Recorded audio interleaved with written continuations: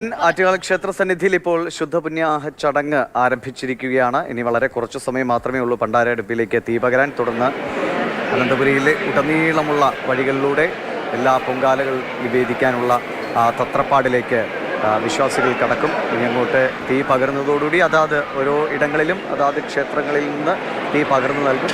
പിന്നീട് വേഗത്തിൽ ഇതുമായി ബന്ധപ്പെട്ട വഴിപാട് അർപ്പിക്കലാണ്.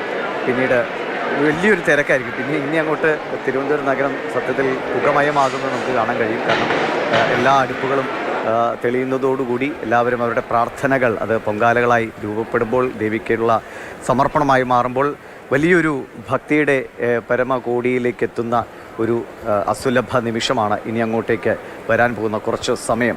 ഇപ്പോൾ തന്നെ തിരുവനന്തപുരം നഗരം പൂർണ്ണമായി ഇന്നലെ രാത്രിയൊക്കെ നമ്മൾ രാത്രി ടൗണിലൂടെ ഒന്ന് നടന്നാൽ കാണാമായിരുന്നു. എല്ലാവരും റോഡുകളിലൊക്കെ കിടന്നുറങ്ങിയും അതേസമയം പല ജംഗ്ഷനുകളിലും പാട്ട് മറ്റ് കലാ അവതരണങ്ങൾ കൂട്ടം കൂട്ടമായി ആളുകൾ വരുന്നു.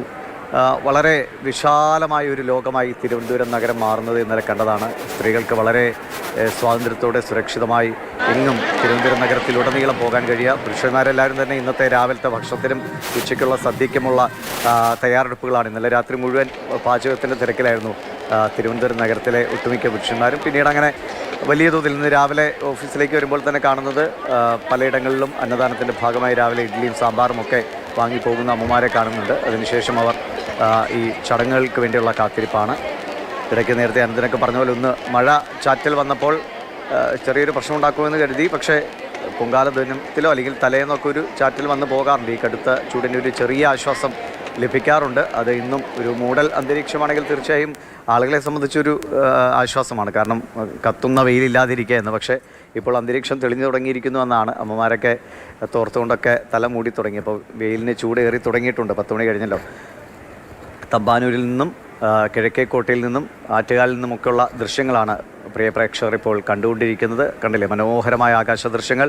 ഒപ്പം വഴിനീളെ അടുപ്പുകൾ നിരന്നു കഴിഞ്ഞിരിക്കുന്നു. അത് ഇന്നലെ തന്നെ പലയിടത്തും ഇഷ്ടികളൊക്കെ വെച്ച് അടുപ്പും പാത്രം വരെ കലങ്ങൾ വരെ വച്ചിട്ടുണ്ടായിരുന്നു ചിലയിടങ്ങളിൽ.